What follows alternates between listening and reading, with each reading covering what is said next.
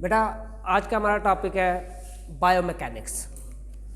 Biomechanics क्या है? Study of biological system by means of mechanical principle. कि हम जो मैकेनिकल प्रिंसिपल्स हैं वो बायोलॉजी के अंदर देखेंगे कि ह्यूमन बॉडी के अंदर वो कैसे इम्प्लीमेंट करते हैं। तो ये बेसिकली बायोमैकेनिक्स है। सबसे पहले इंट्रोडक्शन, हम कहते हैं कि मैकेनिक्स क्या है। Mechanics is the study of physical actions and forces. Mean कोई भी हम फिजिकल एक्शन लेते हैं या फोर्स लगाते हैं, लेट्स सपोज कि हम वॉक करते हैं, फिजिकल एक्शन है, ठीक है। हम खाना खाते हैं, खाना खाते वक्त हम उसकी च्यूइंग करते हैं, च्यूइंग क्या है? हमारी फोर्स लग रही है, ठीक है। हम कोई और फिजिकल वर्क करते हैं, आप लिखते हैं, पढ़ते हैं, एवरीथिंग नीड्स फिजिकल फोर्स। कि भी आपके लिखने में, चलने में, भागने में, मोटरसाइकिल चलाने में, खाना पकाने में, एवरीथिंग आपकी क्या लग रही है? एक फिजिकल फोर्स लग रही है।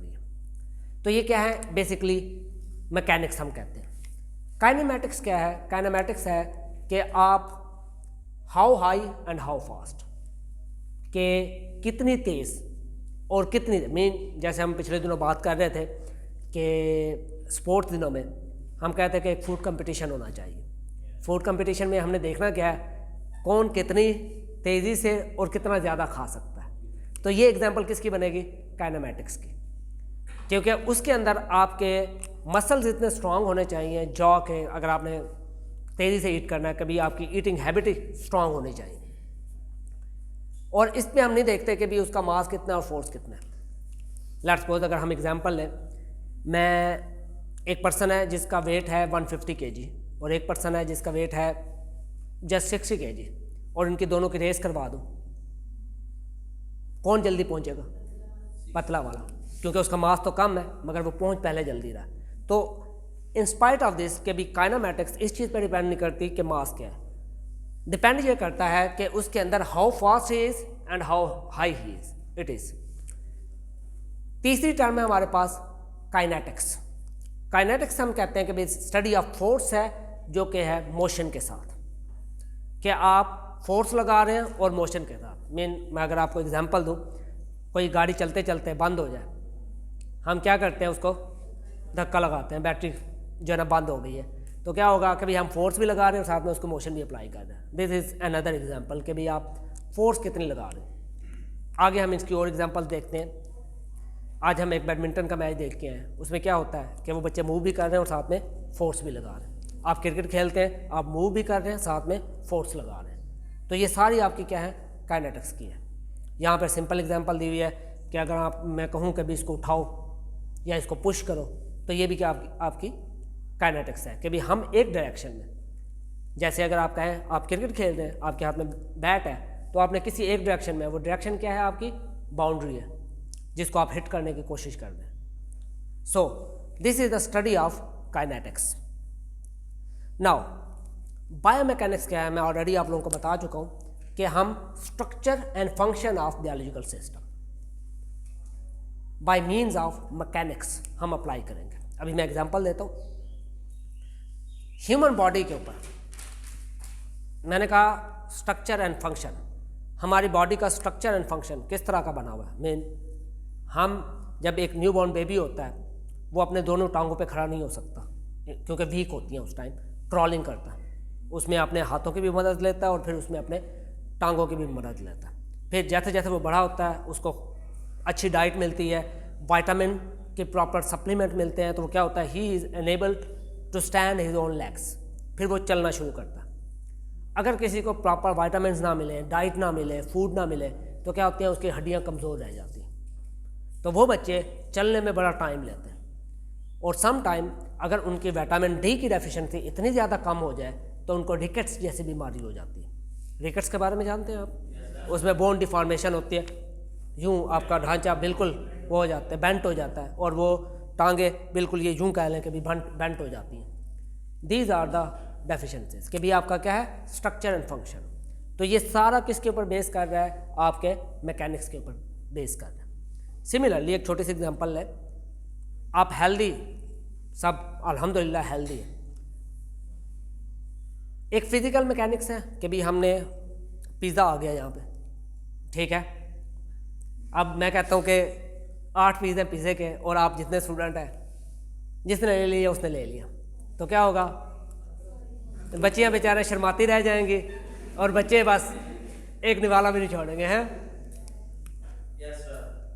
पिज़्ज़ा हमने खा लिया, च्यूइंग हमने की, च्यूइंग के बाद हमारी क्या होती है, इनवॉलंटरी मूवमेंट है, हमारी क्या है, इनवॉलंटरी मूवमेंट है। मीन जब आपके मुंह से नीचे निकल गया अब आपके कंट्रोल में नहीं है, but it is still under control of your body, कि उसने कहाँ से जाना है, यहाँ से आपके स्टोमक में जाना है। अब आपके स्टोमक से उसमें क्या होना है, अब स्टोमक में कौन सी फोर्स है जो इसको पुश कर दी, अब स्टोमक में जाता है, कौन से मॉलिक्यूल हैं जो उसके ऊपर अटैक कर रहे हैं, कि वो छोटे छोटे मॉलिक्यूल में कन्वर्ट होके लेवल से एक मेजर मॉलिक्यूल से छोटे में कन्वर्ट होते हैं, लाइपेज हैं उसके ऊपर फोर्सेज अटैक कर रहे हैं और बाकी चीज़ें उसके ऊपर अटैक कर रहे हैं, और अल्टीमेटली वो एटीपी या ग्लूकोज बना रहे हैं और ग्लूकोज से वो एटीपी बन रहा है। And then again there is a force in our body जिसमें हम वाटर हमारा डिहाइड्रेशन वगैरह और वो किडनी की तरफ पुश करना, और अल्टीमेटली जो वेस्ट सिस्टम है वो यूरिन की फॉर्म में हमारी बॉडी से बाहर निकल जाए, that is also another force. तो human body everything is based on the mechanics.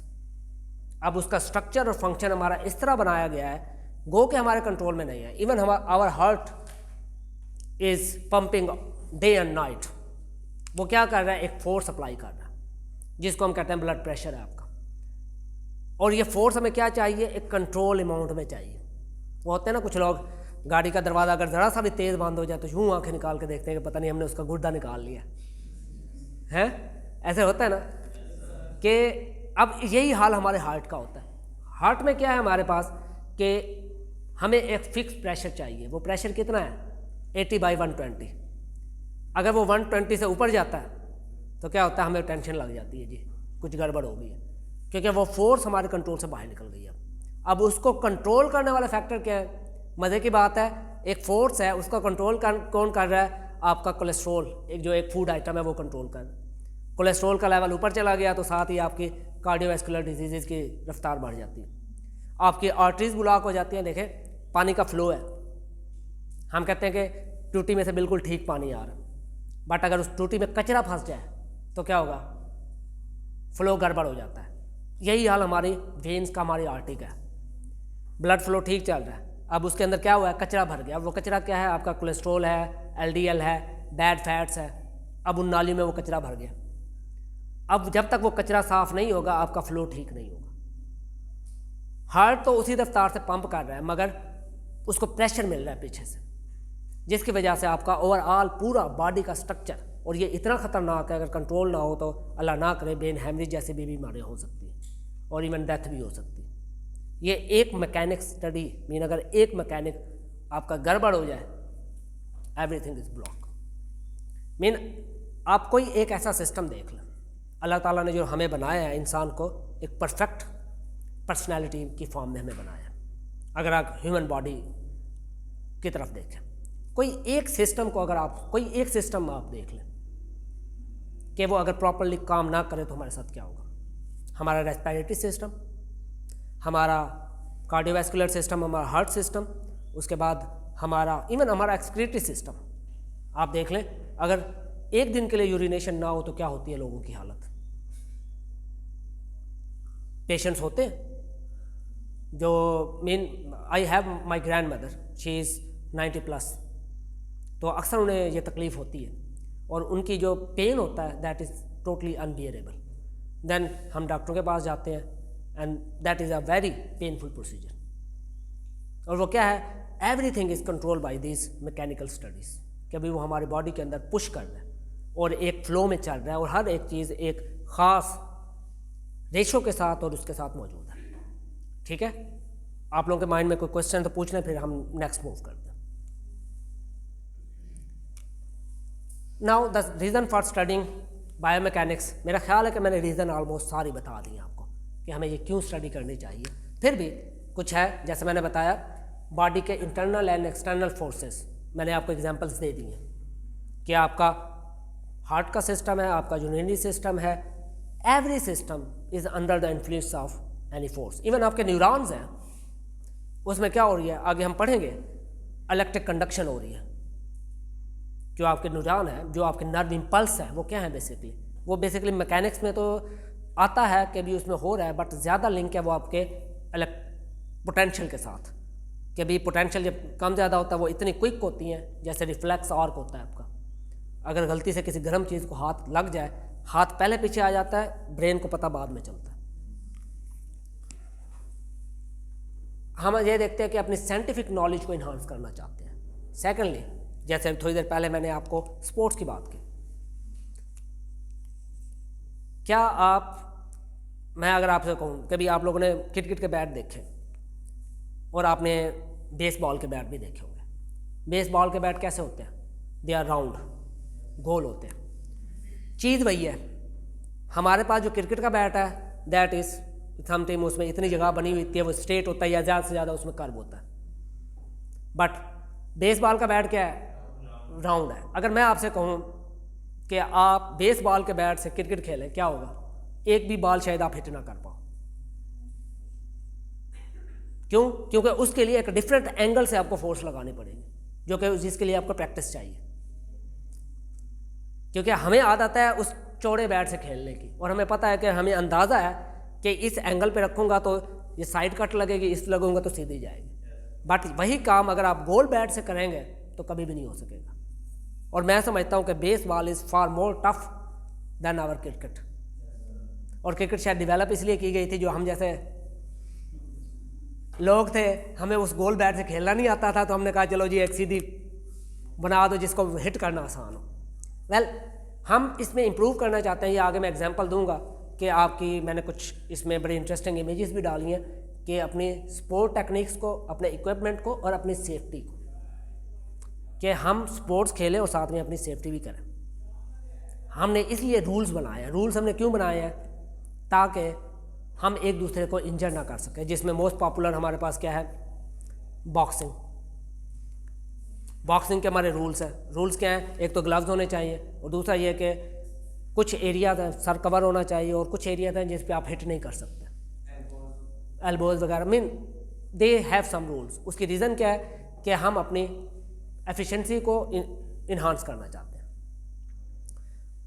And finally, कि हम इन्हांस करना चाहते हैं कि भी किसी पर्सन की मूवमेंट स्किल्स को, लाइक अगर कोई स्पेशल पीपल्स हैं जिनके अंदर कोई डिसेबिलिटी है किसी किस्म की, उनको हम कैसे इन्हांस कर सकते हैं। आगे हम इनकी मज़ीद बात करेंगे। अब बायोमैकेनिक्स की जो स्टडीज़ है उसके अंदर सबसे पहले डेवलपमेंटल बायोमैकेनिक्स है, जिसके अंदर हम पैटर्न देखते हैं। जैसे अभी हमने कहा कि मेरी बॉडी टाइम के साथ कैसे चेंज होती है। मैंने शुरू में बेबी की एग्जांपल दी। एक बेबी होता है, पहले क्रॉलिंग करता है, क्रॉलिंग से फिर अल्हम्दुलिल्लाह you are the best of your health right now.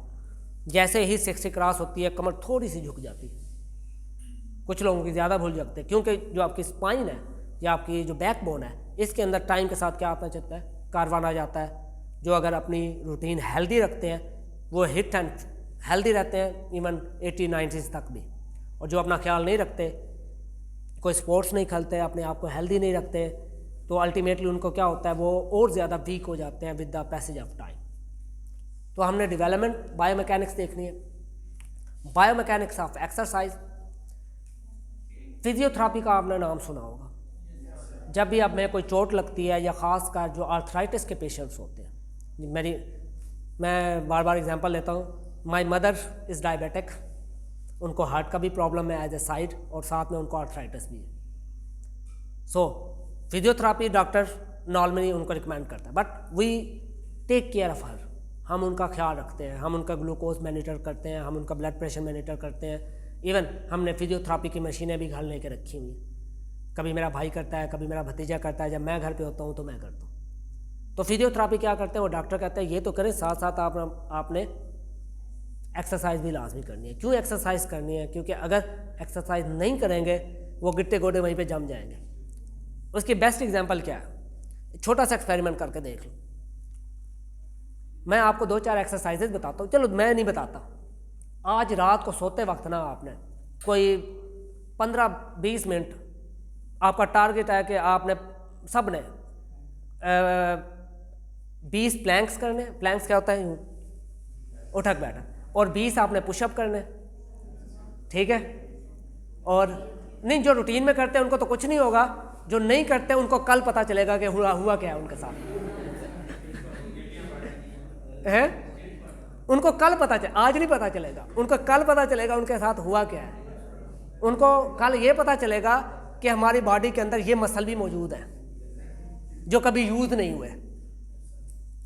ये वो है कि भी हम एक्सरसाइज मैकेनिक्स की बात करते हैं, और यही होता है जब हम एक मसल को यूज़ नहीं करेंगे वो क्या होगा, आहिस्ता आहिस्ता उसकी एफिशिएंसी डिक्रीज हो जाएगी। एक वाहिद मसल जो हमें यूज़ करना आता है, अल्लाह उसकी, हाँ बिल्कुल ठीक है, मैं उसी का कहता, अल्लाह हमें उससे बचाए। एक ज़बान है जो हम हर वक्त यूज़ करते हैं, इसके अलावा हमें और कुछ यूज़ करना नहीं आता। रिहैबिलिटेशन मैकेनिक्स, रिहैबिलिटेशन वो है जो अगर अल्लाह ना करे किसी का एक्सीडेंट हो गया और उसको कोई गहरी चोट लगी है, डॉक्टर्स ने किसी की अगर अल्लाह ना करे टांग टूट गई। I have my childhood friend, उसका एक्सीडेंट हुआ जब वो 9th क्लास में था, बल्कि 10th क्लास के, हम मैट्रिक के पेपर दे रहे थे, पेपर हो चुके थे, उसका एक्सीडेंट हुआ और उसका बड़ा बुरा एक्सीडेंट हुआ और उसकी यहाँ ये हड्डी टूट गई और डॉक्टरों ने उसकी टांग के अंदर क्या रख दिया, एक सरिया रख दिया उसको जोड़ने के लिए। और उसके बाद उसकी फिर 3-4 माह उसको फिक्सिंग होने लगे, फिर उसकी क्या हुई, रिहैबिलिटेशन एक्सरसाइजेज हुई। वो क्यों हुई, ताकि वो टांग जिस तरह पहले काम करती थी, अब डेफिनेटली वो ओरिजिनल बोन नहीं है, उसके अंदर क्या है, एक रॉड लगा हुआ है।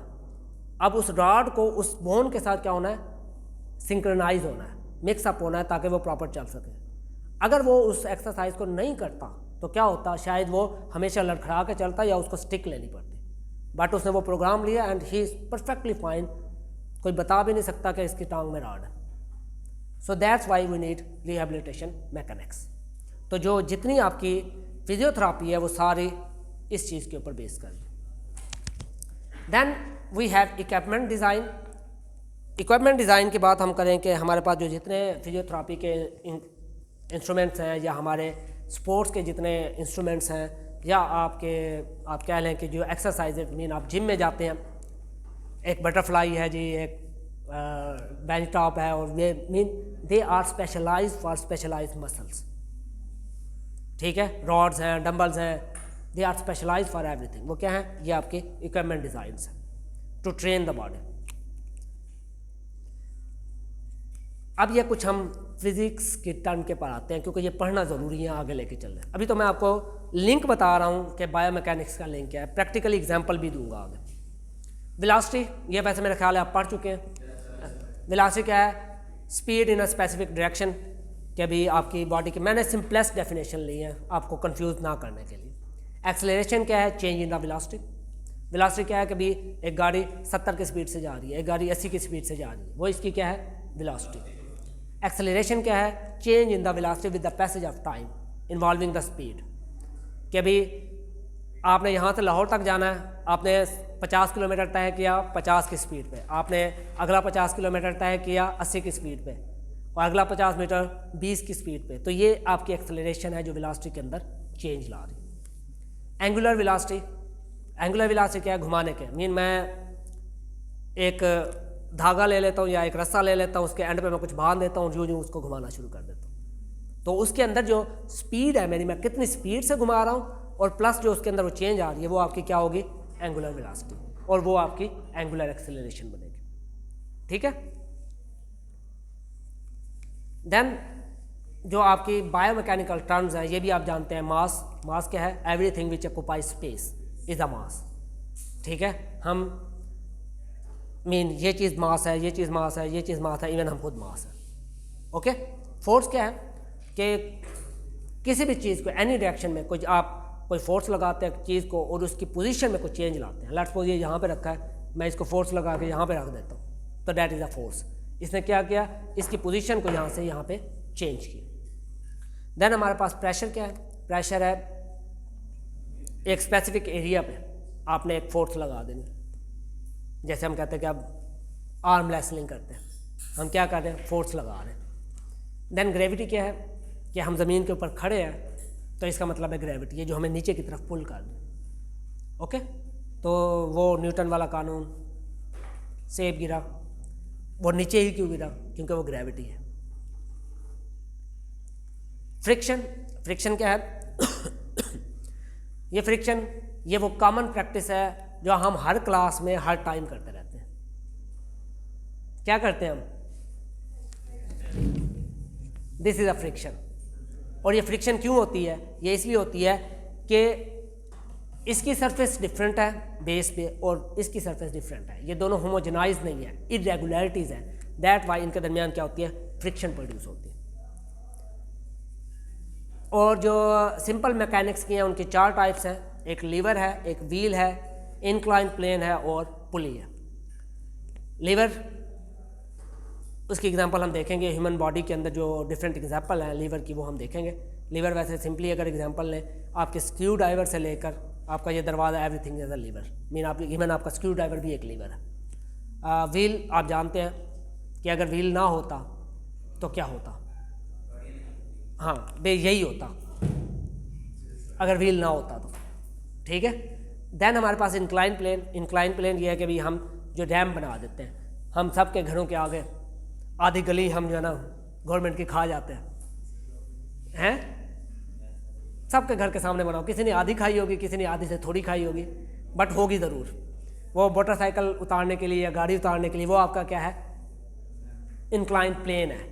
वो फिज़िक्स है जो हम अप्लाई कर रहे हैं, अपने घरों में भी अप्लाई कर रहे हैं, क्योंकि हमने क्या होता है एक ऐसी चीज़ को ऊपर चढ़ाना है जो हम वैसे नहीं चढ़ा सकते। देन हमारे पास क्या है? पुली।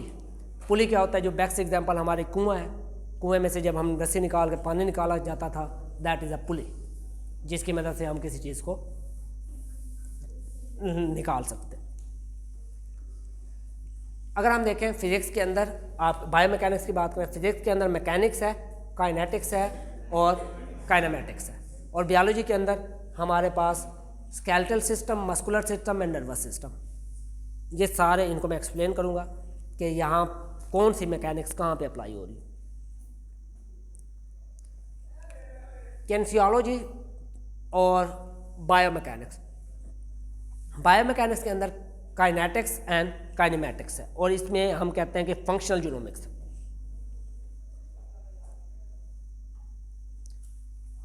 इसके अंदर लीनियर एंड एंगुलर, इसके अंदर भी लीनियर एंड एंगुलर।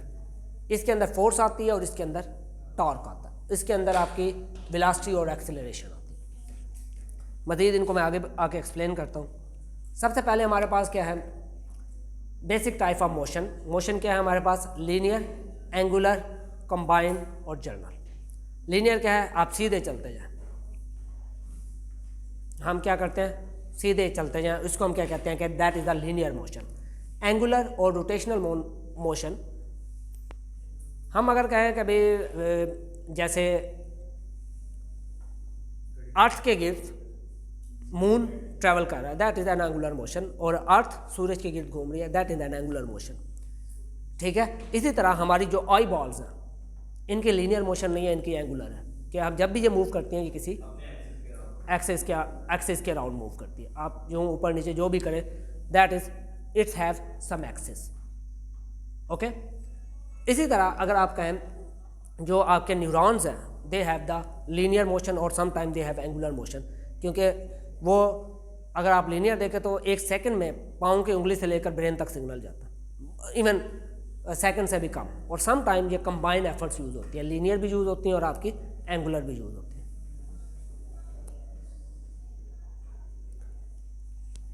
अब हम देखें इसके अंदर ह्यूमन एनालिसिस के अंदर हम कहते हैं कि इनसाइड द बॉडी हमारी जो, ये हम बात कर चुके हैं कि कैसे कंट्रोल कर रहे हैं, और एक्सटर्नल फैक्टर हमारे इमोशन को कैसे कंट्रोल कर रहे हैं। इंटरनल फैक्टर में मैंने कहा कि भाई हमारे पास हमारे हार्ट की इमोशन है, हमारे गैसेस की मोशन है, हमारे फ्लो है किसका?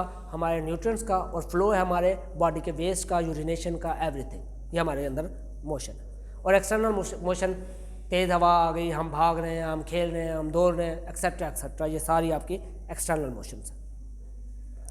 काइनेमेटिक्स के अंदर हम देखते हैं कि आपकी टाइम क्या है, पोजीशन क्या है, डिस्प्लेसमेंट क्या है, वेलोसिटी क्या है और एक्सेलरेशन क्या है। मेन अगर आप काइनेमेटिक्स की स्टडी कर रहे हैं तो आपको ये फैक्टर देखने पड़ेंगे और इसको लिंक करना पड़ेगा वेक्टर और एंगुलर मोमेंटम के साथ। यहाँ पे देखें टाइम क्या है, टाइम को हम डिपेंड करते हैं टी से। ये लीनियर मोशन के हैं और ये आपके पास एंगुलर मोशन के। जबकि पोजीशन को जाहिर करते हैं X Y. X Y 2 dimensional motion है कि यहाँ से कितना है और यहाँ से कितना है, और अगर जी बात करें तो ये पीछे यहाँ से कितना है, ये 3 एंगल हो जाते हैं। अगर ये 2 एक्सिस हम लें तो हमारे पास क्या है, एक्स और वाई। जैसे मैं कहूँ ये चेयर रखिए, इस चेयर के इधर को एक्स एक्सिस है, इधर को वाई एक्सिस है, और ये यहाँ को क्या है आपका जी एक्सिस है। देन डिस्प्लेसमेंट, डिस्प्लेसमेंट क्या है, ये डिस्प्लेसमेंट है, इसको यहाँ से उठा के मैंने इधर रख दिया, दिस इज अ डिस्प्लेसमेंट। अब D2 से D1 क्या है, D2 ये है कि मैंने यहाँ से इसको उठा के यहाँ रखा, ये पॉइंट D2 है और ये पॉइंट आपका क्या है D1 है। इसी तरह टाइम, जब मैंने इसको यहाँ से उठाया तो टाइम कितने सेकंड्स थे, और जब यहाँ पे रखा तो टाइम कितने सेकंड्स है, कि मुझे कितना टाइम लगा। या आप यूँ समझ लें, मैं इसको उठा के उस दरवाजे तक ले जाता हूँ तो मुझे कितना टाइम चाहिए। जब मैंने इसको उठाना शुरू किया और जब मैं वहाँ पे पहुँचा, टाइम क्या है। तो ये डेल्टा क्या होता है, इन 2 टाइम फ्रेम के दरमियान डिफरेंस कितना है। डिस्प्लेसमेंट होगी और देन आपकी वेलोसिटी होगी। वेलोसिटी क्या है, डिस्प्लेसमेंट ओवर टाइम, कि कितनी टाइम में आपने कितना डिस्टेंस तय किया। और एक्सेलरेशन क्या है, कि आपकी वेलोसिटी ओवर टाइम है, कि टाइम के साथ आपकी वेलोसिटी कैसे चेंज हुई। ये था आपका लीनियर मोशन। और एंगुलर मोशन में ये इक्वेशन सेम रहेगी, इसकी कोई इक्वेशन नहीं है। ये भी हम ये डिस्टेंस देखेंगे कि एंगल में कितना है, और वेलोसिटी हम ओमेगा के फॉर्म में आते हैं, और इसको हम जाहिर करते हैं डेल्टा थीटा आपका डिस्प्लेसमेंट है, थीटा ओवर टी और ओमेगा ओवर डेल्टा टी। तो ये आपके पास काइनेमैटिक्स का फार्मूला। यहाँ पे कोई क्वेश्चन है तो पूछ। काइनेटिक्स, काइनेटिक्स क्या है आपके, mass then inertia and moment of inertia. ये एक प्ले है ice skating, that is very tough game.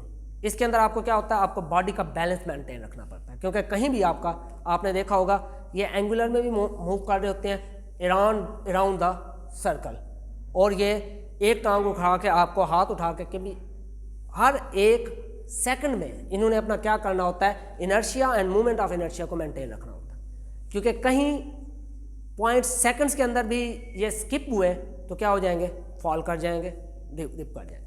अब यहाँ पे ये जो चीज़ दिखाई हुई है, ये दिखाई हुई है कि इन्होंने एक्सिस को मेंटेन किया हुआ है और एक एंगल से, और इस हाथ के सहारे से, इनके जो हाथ के सहारे हैं इन्होंने इससे सपोर्ट दिया हुआ है कि कहीं वो गिर ना जाए। जैसे आप लोग करते हैं बाइक पे जब आपने तेज़ी से टर्न करना हो तो क्या करते हैं, उस बाइक को थोड़ा सा टिल्ट करते हैं। टिल्ट क्यों करते हैं हमें पता नहीं होता, मगर टिल्ट करना क्यों ज़रूरी है। अगर टिल्ट नहीं करोगे तो एक्सीडेंट हो जाएगा, क्योंकि वो जो एंगुलर मोमेंट होती है, क्योंकि जिस स्पीड से आप आ रहे हैं उसको बैलेंस करने के लिए टिल्ट करना ज़रूरी है। अगर थोड़ा सा टिल्ट नहीं करोगे तो बाइक से गिर के एक्सीडेंट हो जाएगा, क्योंकि वो हम एंगल उसके हिसाब से मेंटेन कर रहे होते हैं। अब हमारे पास इनर्शिया क्या है, रेजिस्टेंस ऑफ बीइंग मूव्ड। अब ये बॉडी यहाँ पे रेस्ट में है, ये क्या है, इनर्शिया स्टेट में, और ये हमेशा रेस्ट में रहेगी जब तक हम इसे करने की कोशिश नहीं करेंगे। देन हमारे पास है मूवमेंट ऑफ इनर्जिया या रोटेशन।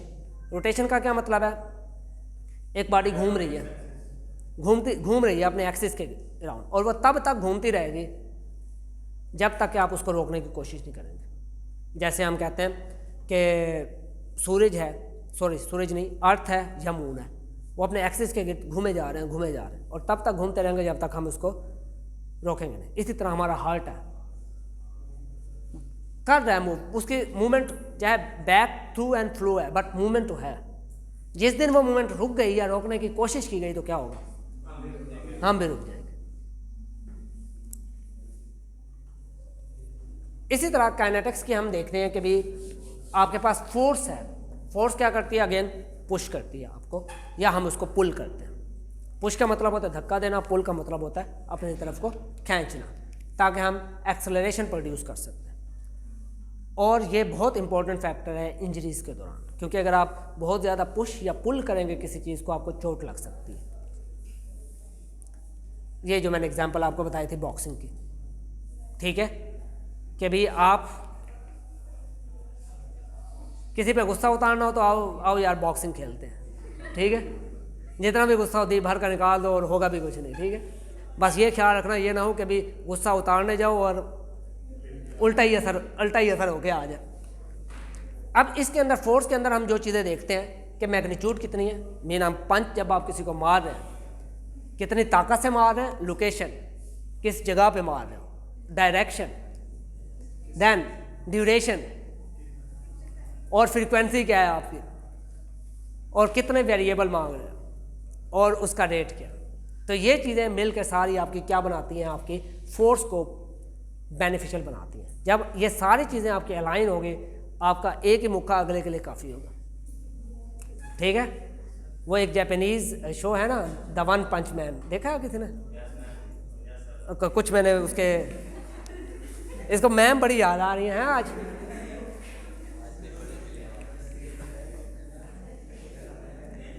नेक्स्ट हमारे पास बेटा है फोर्स सिस्टम। फोर्स सिस्टम हमारे पास डिफरेंट किस्म के हैं। लीनियर कि आपने एक खास डायरेक्शन में लगानी है। पैरेलल का क्या मतलब है, नीचे की डायरेक्शन में और ऊपर की डायरेक्शन में। पैरेलल या एंटी पैरेलल। उसके बाद कंकरेंट कहते हैं कि भी एक फिक्स पॉइंट पे 3 डिफरेंट डायरेक्शन में आप फोर्स लगा रहे हैं, मगर पॉइंट क्या है, एक ही पॉइंट है। देन जनरल का मतलब है रैंडमली कहीं से भी आप फोर्स लगाना शुरू कर दें। और फोर्स कपल क्या है कि आप ऐसी फोर्स लगा रहे हैं जिसकी वजह से ये कपलिंग इफेक्ट प्रोड्यूस हो रहा है और वो चीज़ घूम रही है। Now centre of the mass या gravity, centre of the gravity. अब यहाँ पे अगर हम देखें कि इस बंदे ने अपने आप को मेंटेन किया हुआ, मैंने एक और इमेज नहीं डाली हुई, सेंटर ऑफ द मास के भी इसने यहाँ से और यहाँ से अपने आप को इस तरह से मेंटेन किया हुआ है कि अपने आप को वो होल्ड कर पा रहा है, और इसके लिए उसकी क्या लग रही है, फोर्स लग रही है। और फोर्स क्या है आपकी, उसकी किस वजह से है फोर्स उसका अपना वजन है। और अपना वजन क्यों है, ग्रेविटी की वजह से। क्योंकि अगर उसकी ग्रेविटी हमारे पास नहीं होगी तो फोर्स भी उसके ऊपर कोई इफेक्ट शो नहीं करेगी। वो कह रहा है 3 कार्डिनल प्लेन्स होते हैं इसके, वो मैं शायद इमेज में डालना भूल गया हूँ कि आपके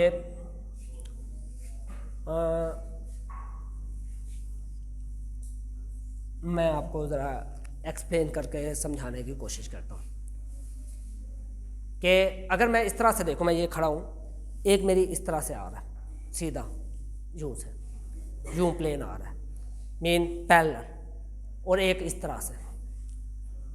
एक बच्चा उठ के आ जाए, आप आ जाओ, रहमान आ जाओ, मैं समझाता हूँ। ये देखें, अगर कोई फोर्स यहाँ से यहाँ जा रही है, that is a one plane, और एक फोर्स ये यूं जा रही है, that is a second, no whispering बेटा, that is the second plane. और तीसरी प्लेन आपकी क्या है, थ्रू द हॉरिजॉन्टल। ये 3 प्लेन बनते हैं आपके, कि एक ऊपर से यूं और एक अक्रॉस और एक हॉरिजॉन्टल। ये 3 कोऑर्डिनेट प्लेन होते हैं। बैठ जाए, ये 3 कोऑर्डिनेटल प्लेन्स होते हैं जो कि एक बैलेंस करने में मदद देते हैं। और ये जो गेम आपकी है जिसके ऊपर आप ये रिंग में खड़े होकर अपने आप को बैलेंस करते हैं और कलाबाजियाँ खाते हैं, that is based on centre of mass या सेंटर ऑफ द ग्रेविटी, और इसके ऊपर वो बेस करती है। अगर आप वो 3 पॉइंट्स बैलेंस नहीं करेंगे तो इसके अंदर से फ़ौरन से गिर जाएंगे। उन्होंने उन तीनों पॉइंट को अक्रॉस द ग्रेविटी क्या करना होता है, बैलेंस करना होता है। Next pressure. ये देखिए गेम किसी ने, रग्बी, ठीक है। मुझे ये लगता है लड़कों को ये गेम ज़्यादा पसंद आती है, मारधार इसमें ज़्यादा होती है। ये सारी गेम ही प्रेशर की है, फोर्स की है, कि उसमें क्या है कि उन्होंने यहाँ पे कंधों पे मोटे मोटे पहने हुए होता है, और बस रूल यही है कि धक्का दो और आगे निकल जाओ, बॉल को आगे लेके जाना।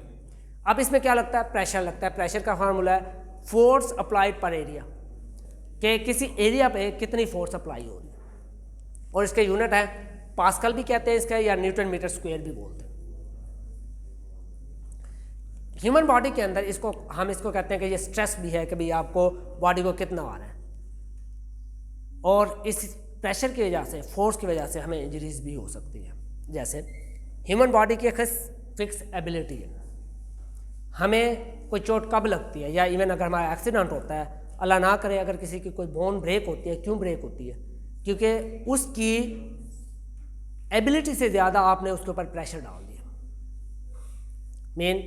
मेरी एबिलिटी है इस बाजू की कि अभी इतनी फोर्स का प्रेशर बेयर कर सकती है, अगर इसके ऊपर उससे ज़्यादा फोर्स लगेगी तो क्या होगी, ब्रेकेज हो जाएगी। और हमारे एक्सीडेंट या इंजरीज तभी होती हैं जब हमारी उस बोन की पावर से आप उसको ज़्यादा प्रेशर उठाते हैं। ये जितनी भी हमारी सुपर हीरोज मूवीज़ हैं, टॉप ये जितनी भी मूवीज़ हैं, these are all against the rules of physics. ठीक है, ऐसा पॉसिबल ही नहीं हो सकता कि आपकी बोन्स के अंदर इतनी पावर हो कि वो पूरी बिल्डिंग उठा ले, या जो वट एवर द केस, जैसे वो हल्क है और वो फलाना फलाना। इनका हकीकत से कोई ताल्लुक नहीं है। बट बताने का ये मकसद है कि अगर आप इवन कोई ऐसी चीज़ उठाने की कोशिश करें, आप नहीं उठा पाएंगे। अगर आप ज़रूरत से ज़्यादा भी जोर लगाएंगे, आपकी हड्डी टूट जाएगी। इसकी एग्जांपल मैं आपसे दूं कि अभी अगर आपके पास एक स्क्रू ड्राइवर हो और उससे आप कुछ लीवर उठाने की कोशिश करते हैं, या लकड़ी होती है, हम उससे उठाने की कोशिश करते हैं, पाँव से जोर देते हैं, वो चीज़ नहीं हिलती, वो लकड़ी टूट जाती है। क्यों? क्योंकि उसकी वो एबिलिटी नहीं है, आपने उसकी एबिलिटी से ज़्यादा उसको प्रेशर डाल दिया। तो ऐसे काम बेटा नहीं करने चाहिए, इससे पहले कि आप अपनी कोई हड्डी शड्डी तोड़वा बैठो। मूवमेंट ऑफ फोर्स, जिसको हम टॉर्क बोलते हैं। अब हम थोड़ा थोड़ा से आगे मूव कर रहे हैं ह्यूमन बॉडी की तरफ। टॉर्क क्या है? ये दरवाजे का डोर है, इसको जब मैं घुमाता हूँ तो इसके अंदर क्या प्रोड्यूस होता है? टॉर्क प्रोड्यूस होता है। और यही टॉर्क मेरे यहाँ पे क्या है, ये टॉर्क है कि ये बोन है, यहाँ पे ये डिस्टेंस है, ये फोर्स है, और ये एक्सल है, और यहाँ पे हमारे पास वो फोर्स प्रोड्यूस हो रही है। और ये किसकी है? परपेंडिकुलर। अब परपेंडिकुलर समझने की कोशिश करें कि यहाँ पे ये है, ये जो शेप बन रही है, this is a perpendicular. Perpendicular क्या है कि यहाँ से लेकर यहाँ तक ये एंगल कौन सा बन रहा है? 90 का एंगल बन रहा है, दैट इज अ परपेंडिकुलर। और इसी की मदद से ये सीधा ये 180 का एंगल हो गया, यहाँ पे 90 का एंगल हो गया, और यहाँ से ऊपर ये एंगल मज़ीद कम हो जाता है। तो हम इसको कहते हैं कि ये हमारे पास टॉर्क लॉ है। और ये किसके अगेंस्ट मूव करता है? एक एक्सिस के थ्रू। बेटा अगर किसी को ये बात नहीं समझ आ रही तो काइंडली क्लास से बाहर चले जाए। मैं क्लास में इस किस्म की मजाक बिल्कुल भी बर्दाश्त नहीं करूँगा, और मुझे बड़ी अच्छी तरह से समझ आ रही है आप क्यों हंस रहे हैं।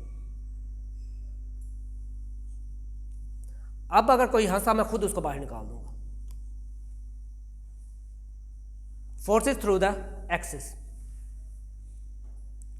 ये वही बात हम कर रहे हैं कि ये इस फोर्स को एंगल से किस तरह से हम उसको स्टेबलाइज या डिस्टेबलाइज करते हैं, और हमारी यहाँ पे रोटेशन है।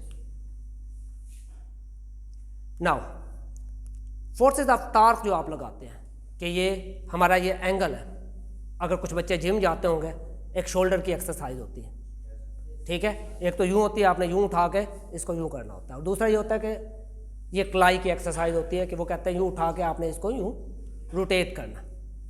ये वही आपको बात बता रहा है कि ये यहाँ पे आपका क्या बन रहा है, ये M1 है, ये W है, ये वर्क है, और ये इसको क्या कर रहा है? इस एंगल से क्या कर रहा है? घुमा रहा है। अब इसके अंदर हमारे पास 3 होते हैं, ये शायद आपको नज़र नहीं आ रहा। ये एक है आइसोमेट्रिक, मीन ये जो पोजीशन है आपकी, ये आपकी क्या है? आइसोमेट्रिक है। जब आप इसको बिल्कुल स्ट्रेट नीचे जाते हैं, इसको इसेंट्रिक बोलते हैं। इसको क्या बोलते हैं? इसेंट्रिक। और जब ये बिल्कुल ऊपर की तरफ आ जाता है, ये इसको हम क्या करते हैं? कॉन्सेंट्रिक। ये 3 और ये लिंक कहाँ कर रहे हैं? हमारे इस शोल्डर जॉइंट के साथ लिंक कर रहे हैं, और इसकी वजह से हमारे पास ये क्या होते हैं? ये फोर्स, या आप कह लें इसका क्या प्रोड्यूस हो रहा है? टॉर्क प्रोड्यूस हो रहा है। हाँ, ये 3 है, concentric action, eccentric action, isothermic. Isometric, isometric है जब ये परपेंडिकुलर फॉर्म में हो, ये इस फॉर्म में हो। अगर ये नीचे की तरफ जाएगा, रिलैक्स होगा, तो इसको हम क्या कहेंगे? इसेंट्रिक। बट जब आप किसी फोर्स को उठाते हैं ऊपर की तरफ लेकर, मीन जैसे आप डंबल उठाते हैं, डंबल जब उठाते हैं तो जब आप नीचे की तरफ जा रहे हैं, वो आपका क्या है? इसेंट्रिक है। यहाँ पे ऊपर आता है तो आइसोमेट्रिक, और जब आप फुल जोर ऊपर लगाते हैं तो आपको यहाँ पे बाइसेप्स या ट्राइसेप्स के ऊपर प्रेशर फील होता है, वो आपका क्या होता है? कॉन्सेंट्रिक होता है। और ये क्या है? टॉर्क है।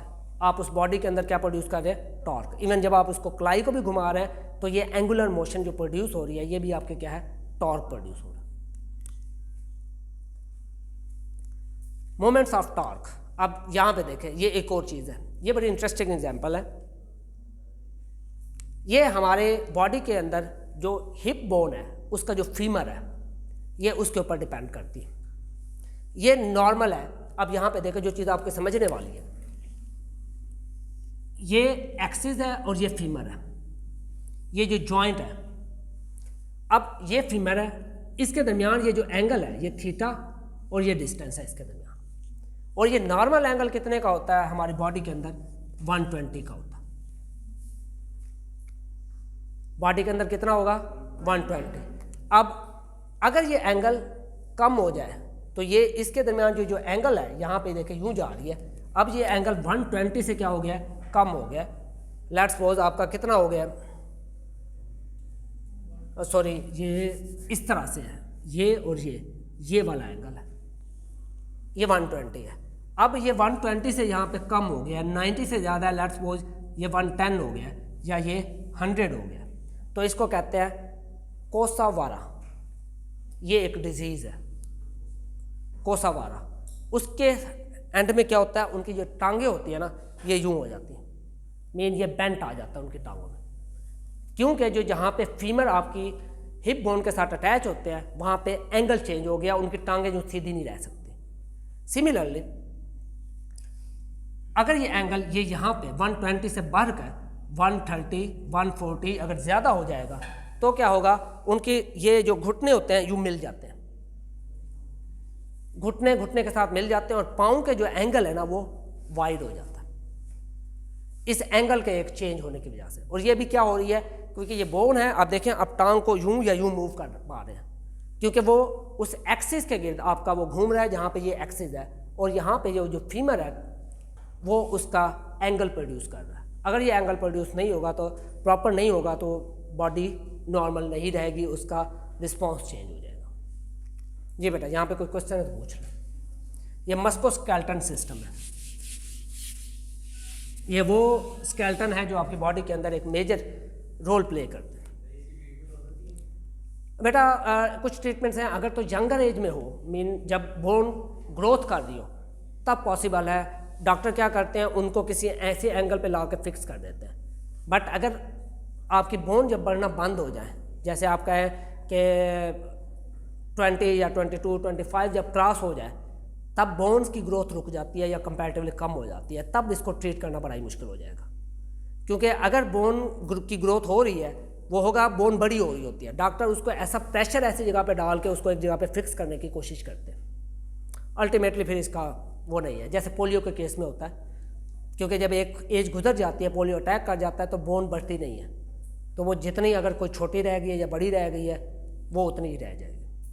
इट्स डिपेंड अपॉन, अगर आइडेंटिफाई हो जाता है यंगर एज में, चिल्ड्रन में, तो फ़ौरन से उसका ट्रीटमेंट करवा लेना चाहिए। क्योंकि हमारे ख्याल से बच्चा जो है ना साल का चलना शुरू हो जाता है, बड़ी हद हो जाए तो 1.5 साल हो जाए, अदरवाइज साल 9 माह 10 माह 11 माह में बच्चा चलना शुरू हो जाता है, तो उस टाइम अंदाज़ा होना शुरू हो जाता है कि ये ठीक चल रहा है या इसमें कोई डिफेक्ट्स है। Now Newtonian laws of motion के, न्यूटन के जो आपके मोशन के लॉज हैं, हम जानते हैं Newton was sitting in the park और उसके एक एप्पल गिरा, उसने देखा कि ये ऐसा नहीं हुआ होगा, बट उसने कुछ देखा होगा जो उसने सोचा होगा कि ये हर चीज़ ज़मीन पे नीचे ही क्यों आती है। ये तो सच है, एप्पल वाली कहानी झूठी हो सकती है बट कंसेप्ट ट्रू है। अब यहाँ पे देखें first law of motion. First law of motion क्या है? A body in the rest और in a uniform motion will be tend to remain at rest or in motion unless the external force or torque is applied। अगर कोई चीज़ rest में है वो हमेशा rest में रहेगी, अगर कोई चीज़ घूम रही है वो हमेशा घूमती रहेगी, अनलेस उसके ऊपर कोई बाहर से फोर्स अप्लाई हो रही है। जैसे ये एक टेबल पड़ी हुई है, ये रेस्ट में है, ये तब तक रेस्ट में रहेगी जब तक हम इसको यहाँ से हिलाएंगे नहीं। ज़मीन सूरज के गिर्द घूम रही है और वो तब तक घूमती रहेगी जब कोई एक्सटर्नल फोर्स आके उसको रोकने की कोशिश नहीं करती। सिमिलरली हमारा हार्ट पंप कर रहा है और वो तब तक पंप करता रहेगा जब तक कि वो खुद रुक नहीं जाता या उसको कोई एक्सटर्नल फोर्स रोकती नहीं है।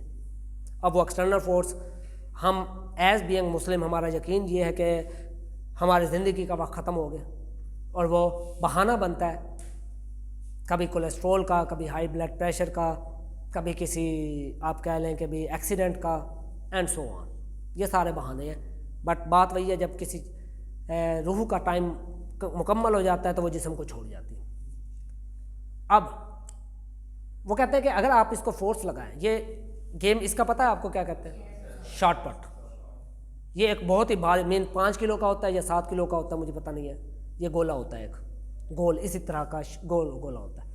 आपने इसको यहाँ पे गर्दन पे रखना होता है, और जब ये फेंका जाता है तो सबसे ज़्यादा प्रेशर आपकी नेक पे पड़ता है, और जिसकी वजह से अगर ये प्रॉपरली आपको ट्रेनिंग इसकी ना हो तो क्या होगा, वी प्लैश इंजरीज होती है जो नेक में होती है, और नेक के मोड़े भी हिल सकते हैं और मेजर इश्यूज भी हो सकता है। तो इसलिए हमने कहा है कि इस गेम को खेलने के लिए आपकी प्रॉपर ट्रेनिंग ज़रूरी है।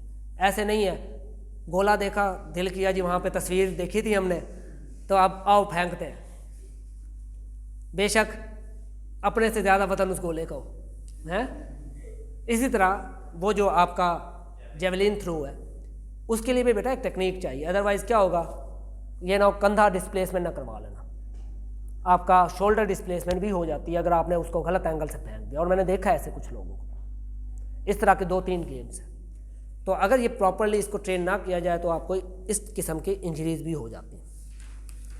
Newton second law of motion, a force और torque acting on body will produce an acceleration proportion to the force of torque. कभी एक्सीलरेशन प्रोड्यूस होगा किसकी रेंज में, ये वही बेसिक लॉ है आपका, F = m में मास कितना है और उसकी एक्सेलरेशन कितनी है। जैसे ये व्हील रेसिंग हो रही है उनकी डिसेबल पर्सन की, ठीक है, कि अब उनका वजन कितना है, वो फोर्स कितनी लगा रहे हैं, और उसकी वजह से एक्सेलरेशन कितनी प्रोड्यूस हो रही है।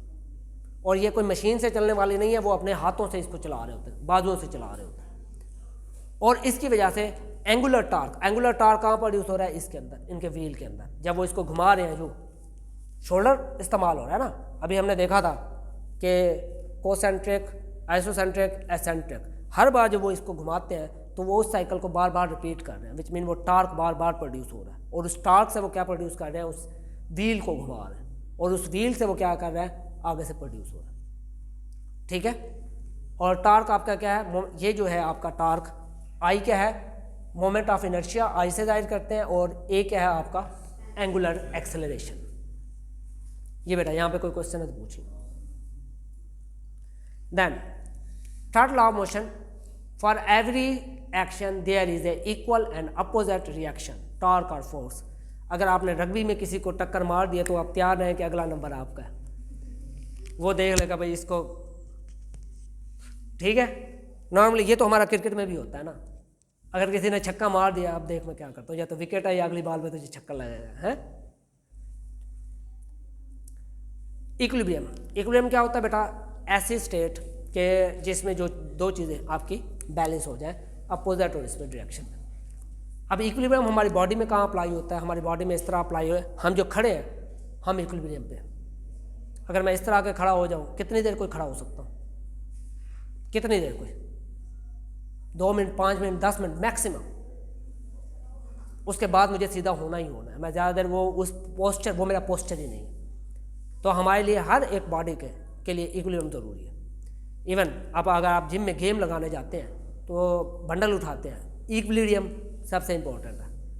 अदरवाइज़ क्या होगा, एक बाजू का दर्द निकला होगा और दूसरे बाजू का बस ठीक है, और इक्विलिब्रियम नहीं मेंटेन करोगे, ऊपर से बंडल यूँ उठाए हुए हैं और आगे धर्म से नीचे गिरेगा। हर एक चीज़ में आपके मेन, इवन हमारे देखने के अंदाज से हमारी आई का जो एक्सिस है वो भी इक्विलिब्रियम में है। Everything is in the body in a equilibrium state, और अगर आप इक्विलिब्रियम स्टेट पे नहीं रहेंगे तो आपकी बॉडी उसको मेंटेन नहीं कर सकेगी। इक्विलिब्रियम क्या होती है कि sum of all the forces is equal to 0, और उसमें आपके sum of the all momentum is also 0। और डायनामिक इक्विलिब्रियम क्या है कि अभी आपका फोर्सेस क्या है, F = m है, और आपका टार्क वो भी 0 हो, जो कि आपके इनर्शिया और एक्सेलरेशन के बराबर है।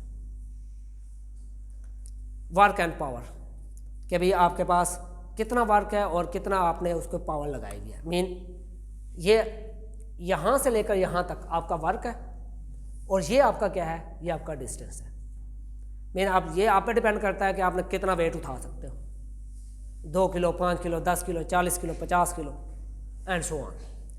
हमारे पास mechanical work F is equal to F D के फोर्स कितनी है और डिस्टेंस कितना है, और या एंगुलर वर्क है अगर तो वो कॉस थीटा के बराबर होगा। F D is equal to cos theta. Cos theta क्यों होता है कि भाई आपके पास ये एंगुलर मोमेंटम चल रहा है, तो इसके अंदर उसके आप देखते हैं। अब रेट ऑफ वर्क किसके बराबर होती है, आपकी पावर के बराबर आता है, और पावर किसके बराबर है, W divided by delta T, कि आपके पास कितने वाट की पावर उठाई है, और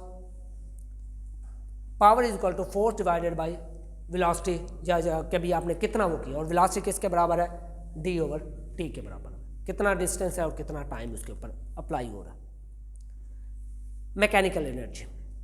अब मैकेनिकल एनर्जी क्या है, आपकी बॉडी के अंदर वो एनर्जी है जो आपके अंदर ability to do the work, कि आप कितनी एनर्जी रखते हो, और ये मैकेनिकल एनर्जी सम टाइम आपके पास स्फीयर इंजरीज की फॉर्म में होती है, कि आपके काइनेटिक या आपकी पोटेंशियल एनर्जी है। ये गेम ये भी आपकी आइस स्केटिंग दिखा रही है कि इसमें यह होता क्या है कि इनकी बॉडी के अंदर मैकेनिकल इंजरीज है, एनर्जी है, और स्टिक की मदद से उसको वो क्या कर रहे हैं, रेगुलेट कर रहे हैं। या मैं आपसे कहूँ, जब हम रेस स्टार्ट करने लगते हैं, एक स्टार्टिंग पोजीशन पे एक ख़ास एंगल पे खड़े होते हैं, उस टाइम क्या होते हैं, कभी you have the mechanical energy, आपके पास पोटेंशियल एनर्जी मौजूद है, एंड जैसे ही आप स्टार्ट करते हैं वो किस में कन्वर्ट हो जाती है, आपकी एक मैकेनिकल एनर्जी में कन्वर्ट हो जाती है। मीन आप उसको में एक फोर्स लगाते हैं और एक तेज़ी से भागना शुरू कर देते हैं। Now kinetic energy. अब वो काइनेटिक एनर्जी क्या है कि आप उसके ऊपर कितना पुश लगा रहे हैं और उससे कितनी स्पीड से लगा रहे हैं। जैसे अगेन वही बॉल कि बेसबॉल बैट है आपके पास, या आपके पास कितनी पोटेंशियल एनर्जी थी, कितनी ज़ोर से आपने बैट घुमाया कि वो बॉल कितनी दूर जा रही है आपकी, तो वो आपकी क्या है, काइनेटिक एनर्जी। ये बेसिकली वही है जो आप पढ़ते आ रहे हैं, इसको 1/2 इंटू mv², 1/2 को इसमें से खाली हमने इधर 0.5 की फॉर्म में लिखा है, वो ये बात एक ही है। तो 0.5 देख के आपने परेशान नहीं होना, ये बात वही है। अगर वो एंगुलर होगी तो इनर्शिया ओवर ओमेगा स्क्वायर के बराबर होगी। नेक्स्ट हमारे पास पोटेंशियल एनर्जी, जिसके भी हम बात कर रहे थे कि ग्रेविटेशनल आपके पास फोर्स है जो हमें होल्ड करके रखी हुई है। और अब ये देखें, इस रास्ते को बता रहे हैं, अब वो जो रास्ता अपनी तरफ से यूं डंडा खींच रहा है, इसका क्या मतलब है, उसके अंदर वो पोटेंशियल एनर्जी को स्टोर कर रहा है, और उस पोटेंशियल एनर्जी से वो क्या, जैसे ही उसको वो छोड़ेगा इतने स्पीड से वो आगे वो जाएगा कि वो कहाँ तक जाता है, वो होगा क्या, वो अपने आप को आगे पुश करेगा। ये वही गेम है ना कि इसको करके वो छलांग लगाने के लिए, लॉन्ग जंप पाने के लिए जो है ना ये करते हैं, अपने आप को उस स्पीड से वो जाके ऊपर वो करते हैं। और मैकेनिकल एनर्जी क्या है, mgh। m क्या है, मास है, g क्या है, ग्रेविटेशन फोर्स है, और h क्या है, आपकी हाइट है, कि कितनी हाइट तक हो जाता है। और इसके अंदर स्ट्रेन होता है। स्ट्रेन आप क्या है, एनर्जी स्टोर टू डिफॉर्मेशन। उस डिफॉर्मेशन की वजह से कितनी एनर्जी स्टोर हुई है, उसका यूनिट है आपके पास ½ kx²। और ES क्या है, स्ट्रेन एनर्जी है, K क्या है, स्प्रिंग कांस्टेंट है जो कि स्टिफनेस को और मटेरियल के सिस्टम को रिप्रेजेंट करता है, और आपका X क्या रिप्रेजेंट करता है, डिस्प्लेसमेंट कांस्टेंट को रिप्रेजेंट करता है, कि उसके अंदर कितना डिस्प्लेसमेंट कांस्टेंट मौजूद है। अब टोटल मैकेनिकल एनर्जी किसके बराबर है, आपकी पोटेंशियल एनर्जी प्लस आपकी काइनेटिक एनर्जी, दोनों को आप मिला लें तो आपके पास क्या बन जाएगा, टोटल मैकेनिकल एनर्जी बन जाएगी बॉडी की, सम ऑफ के ई एंगुलर एंड पोटेंशियल एनर्जी। ये आपके पास टोटल TME क्या है, टोटल मैकेनिकल एनर्जी है, जिसमें ½ mv² आपका क्या है, ये काइनेटिक एनर्जी है, ये एंगुलर एनर्जी है, और ये आपकी क्या है, पोटेंशियल एनर्जी। इसी के अंदर हम देखते हैं कि मोमेंटम, क्वांटिटी ऑफ मोशन कि आपकी कितनी है। अगेन ये टेनिस बॉल है, अगर आप देखें यहाँ से फोर्स लग रही है, फोर्स वो कहाँ से लगा रहा है, यहाँ से लगा रहा है, और वो जितनी स्पीड से बॉल आ रही है वो उस स्पीड को रोक कर उसकी डायरेक्शन को क्या कर रहा है, चेंज कर रहा है। तो ये हमारे पास क्या होगी, क्वांटिटी ऑफ मोशन के कितनी मोशन है और उसकी कंजर्वेशन होती है। मोमेंटम हमारे पास P = mv लीनियर फॉर्म में। एनर्जी यहाँ पे स्टोर हुई है, ये देखें यहाँ से कुछ इसके बॉल के नज़र आ रही है आपको, मीन यहाँ पे एनर्जी अब स्टोर हो चुकी है। एम ट्रांसफ़र ऑफ मोमेंटम, और इस बैट की वजह से आप उस एनर्जी को क्या कर रहे हैं, आगे ट्रांसफ़र कर रहे हैं बॉल के ऊपर, और ये ट्रांसफ़र करती है और अल्टीमेटली हमारे पास उसका रिजल्ट आता है। मीन अगर इस तरह का आपके पास बॉडी पे कोई इफेक्ट हो तो ये टॉर्नेस जनरेट होती है और ये एक इम्पल्स प्रोड्यूस करती है, और इस इम्पल्स से क्या होगा, अल्टीमेटली मोमेंटम प्रोड्यूस होगा, और उस मोमेंटम से हम डिफरेंट किस्म के वर्क ले सकते हैं। सिमिलरली हमारे पास ये एंगुलर मोमेंटम की एग्जांपल है, जो कि बास्केटबॉल के केस में हम देखते हैं कि अगर आप स्पोर्ट्स खेल रहे हो, इसने जंप लगाया, यहाँ पे इसकी ये जो टांग मूव कर रही है, और यहाँ से ये जो हाथ की मदद से वो क्या करता है, जंप लगा के यूँ उसको बकेट में बॉल डालने की कोशिश करता है, और नीचे वाली जो टांग है उसको क्या कर रही है, सपोर्ट प्रोवाइड कर रही है। सो एंगुलर मोमेंटम प्रोड्यूस हुआ, और उस एंगुलर मोमेंटम की वजह से उसने अपनी बॉडी को पुश किया, और बॉडी पुश करने की वजह से वो बॉल को आगे पुश कर पा रहा है।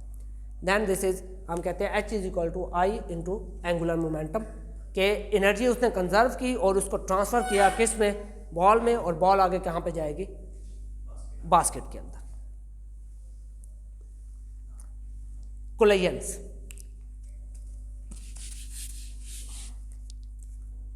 कोलिजन क्या होते हैं, ये इम्पैक्ट, मीन ये आप देख लें कि जब ये बैट इस बॉल से टकराएगा तो क्या होगा, कोलिजन प्रोड्यूस होगा। अब कोलिजन की वजह से आगे एनर्जी या हीट जो भी आपके पास चीज़ है वो ट्रांसफ़र होगी। अब कोलिजन जब हम करते हैं तो हम कहते हैं उसके अंदर डिफॉर्मेशन आती है सम टाइम, अगर आप बात कहें, ज़रूरी नहीं है कि हमेशा है, बट अल्टीमेटली इसके ऊपर कोई इफेक्ट पड़ेगा। इसमें हम कहते हैं कि इलास्टिक डिफॉर्मेशन है एंड प्लास्टिक डिफॉर्मेशन।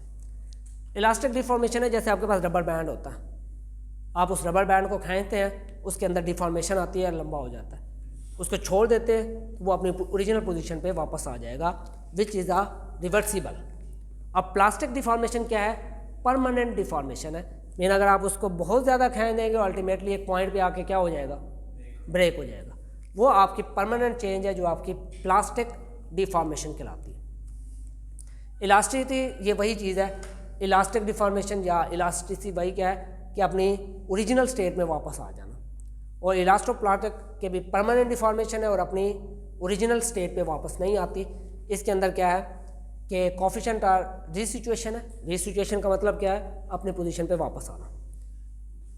ई इसका कोफिशिएंट है, आर वी क्या है, पोस्ट एंड प्री। प्री का मतलब है कि पहले कैसा था और डिफॉर्मेशन के बाद वो कैसा। प्री को डिवाइड किया हुआ है और पोस्ट को हमने ऊपर रखा हुआ। नाउ फ्रिक्शन, फ्रिक्शन के बारे में हम बात कर चुके हैं कि किसी चीज़ को पुश करना, धकेलना, हम कहते हैं कि रेजिस्टेंस होती है दो सरफेसेस के दरमियान, और वो क्यों होती है कि इनकी सरफेसेस आपस में क्या है, इम्परफेक्ट है, एक जैसी नहीं है, जिसकी वजह से इनके दरमियान फ्रिक्शन प्रोड्यूस होती है, और ये माइक्रोस्कोपिक इरेगुलरिटीज़ होती है कि एक की सरफेस और है और एक की सरफेस और है। इसमें दो हैं, आपकी स्टैटिक फ्रिक्शन है और काइनेटिक फ्रिक्शन है। स्टैटिक फ्रिक्शन F को हम कहते हैं, ये हमारी स्टैटिक फ्रिक्शनल फोर्स है जिसको हम न्यूटन्स में मेजर करते हैं N में, और आपके पास जो म्यू है, म्यू आपके पास है coefficient of static friction, mu S static है और म्यू K काइनेटिक है, और N आपकी फोर्स है जो नॉर्मल फोर्स आपकी मेजर की जाती है।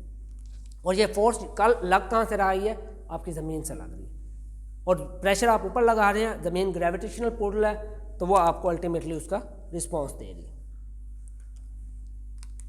अब फ्रिक्शन को कम कैसे करना है, हमने व्हील की मदद से जो हमने कम किया उसकी सरफेस को चेंज कर दिया। अब ये वो कहता है 100 से 1000 टाइम फ्रिक्शन को रोलिंग की मदद से कम किया जा सकता है अगर आप उसके पहिए लगा दें। 100 से 1000 टाइम इतना कम हो जाता है। सिमिलरली जॉइंट्स क्या होता है, साइनोवियल फ्लूइड है जो कि क्या करता है, उस फ्रिक्शन को कम करता है। अगर किसी के अंदर वो साइनोवियल फ्लूइड ख़त्म हो जाए तो अगेन वही हिसाब होगा जैसे इस डाइस को इस ज़मीन के ऊपर घसीटने का। कड़क कड़क की आवाज़ें आती हैं उनकी हड्डियों से, और वो सिर्फ कड़क की आवाज़ें, वो हंसने की बात नहीं है, उनको जितना पेन होता है you can't imagine, that is mean हड्डी हड्डी से टकराए और इतना ज़्यादा पेन होता है you can't imagine even. Then blood vessels है जिसमें आर्टियोस्क्लेरोसिस होता है कि भाई आपकी वेन्स है और उन वेन्स के अंदर क्या हो जाता है, जम जाता है, लिपिड जम जाता है, फैट्स जम जाता है और रास्ता बंद हो जाता है। उस रास्ता बंद होने से क्या होगा, फ्रिक्शन प्रोड्यूस होगी, फोर्स प्रोड्यूस होगी।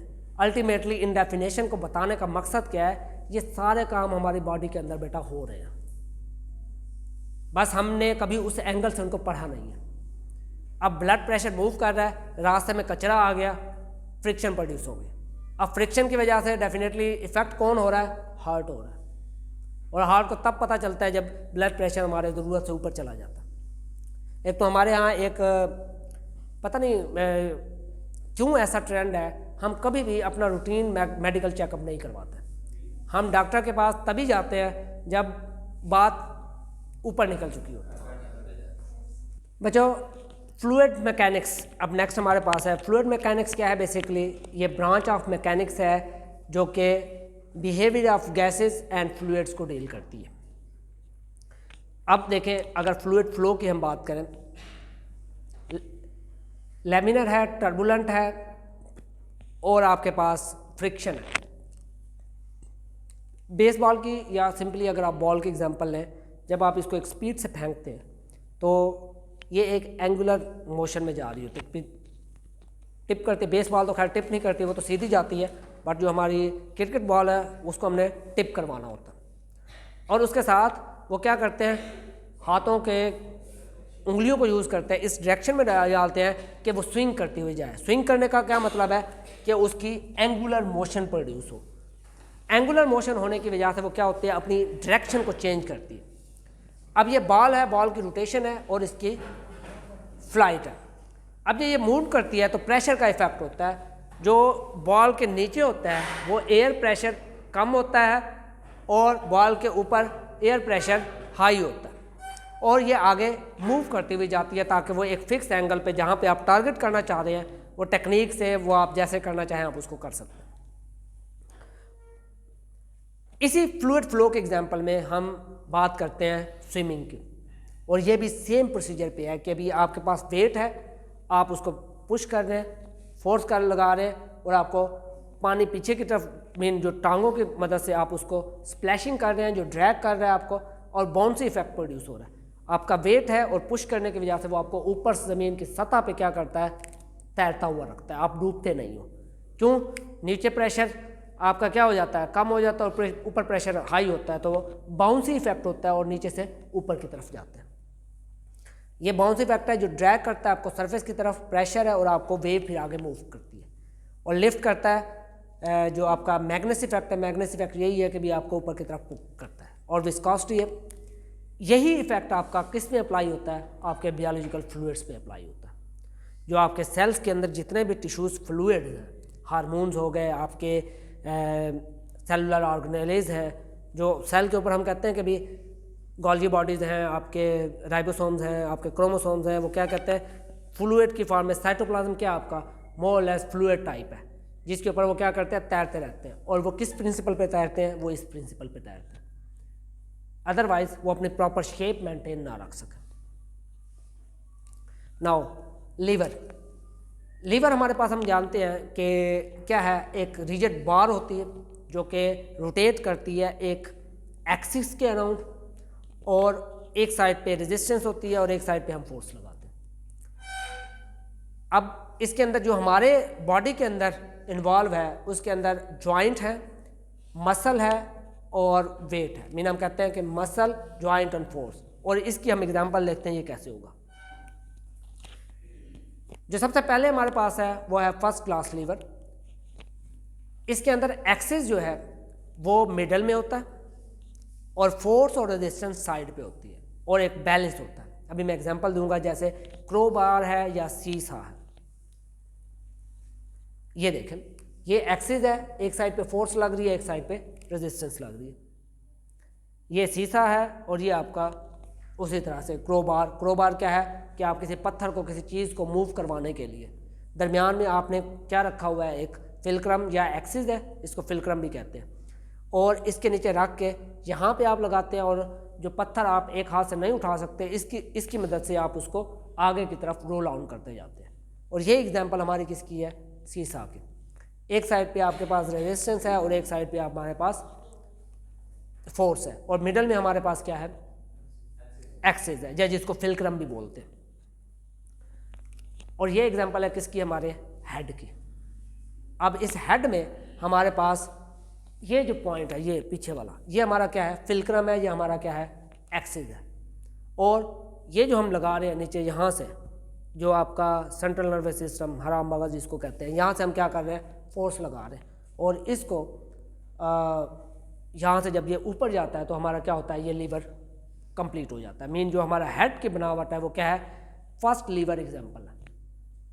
ठीक है, कि यहाँ पे ये देखें, ये ऊपर से नीचे जब आप इसको मूव करते हैं तो ये हमारी रेजिस्टेंस है, यहाँ पे हमारी फोर्स है, और मिडल में हमारी यहाँ पे क्या है, एक्सिस या फिलक्रम है हमारा।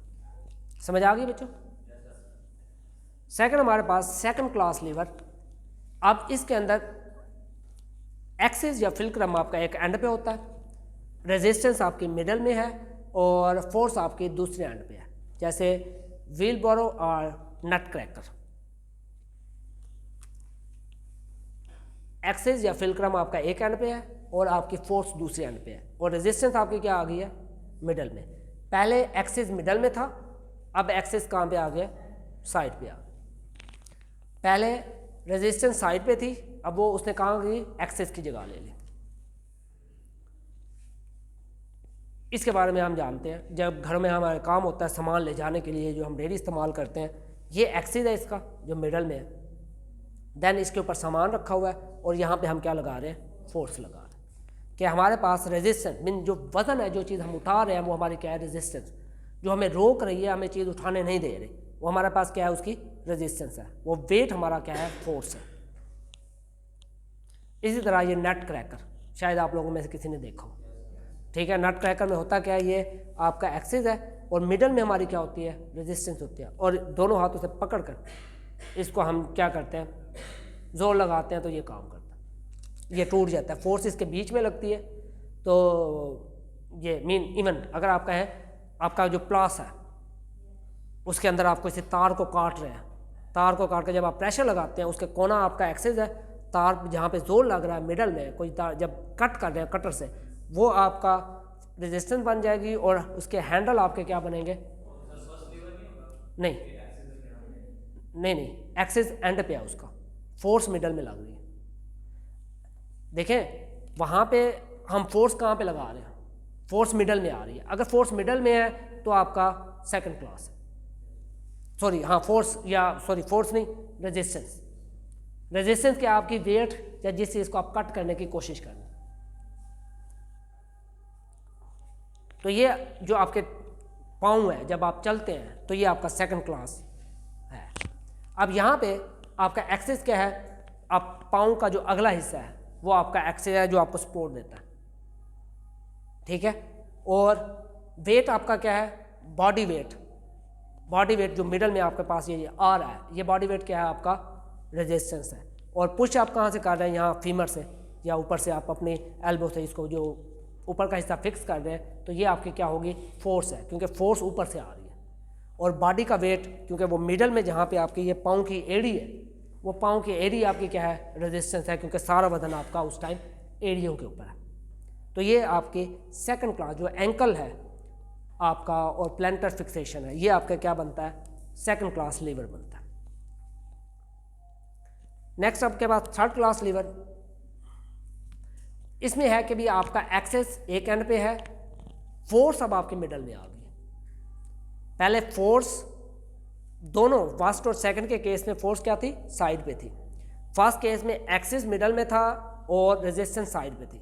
सेकंड केस में एक्सिस साइड पे आ गया और रेजिस्टेंस मिडल में आ गई। अब फोर्स क्या हो गई है, वो मिडल में आ गई। तो ये आपका क्या बनता है, थर्ड क्लास लीवर बनता है, जिसमें आपकी रोइंग, शॉलिंग, बैट, टेनिस रैकेट, इसमें ये सारी चीज़ें आपकी आती हैं।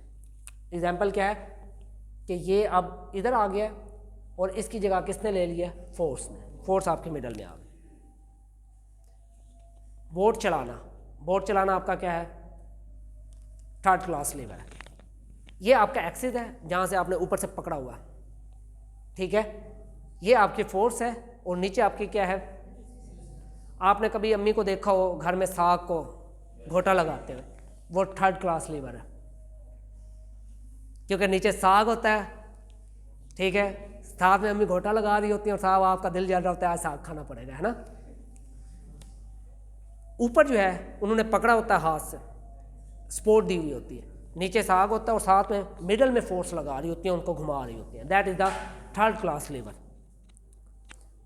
इसी तरह ये खुदाई करना, वो जो बेलचा होता है पाँव से फिर उसको जोर लगाते हैं और आगे से उसको उठाते हैं और फोर्स कहाँ पे लग रही है, मिडल में लग रही है जहाँ पे जोर लगा, ये आपका क्या है, थर्ड क्लास लीवर। ये जो बाजू है आपका, ये आपका जो आप जो ये करते हैं एक्सरसाइज, ये आपकी क्या है, थर्ड क्लास लीवर है, कि ये आपकी वेट आपका कहाँ पे होता है, आपके हाथों में होता है और फोर्स आपकी कहाँ से आ रही है, यहाँ से, और आपके उस मूवमेंट को जब आप कंप्लीट करते हैं तो ये आपका क्या बन जाता है, थर्ड क्लास लीवर बन जाता है। ले जी, आज के लिए इतना ही। आप लोगों का कोई क्वेश्चन है तो आप लोग पूछ सकते हैं।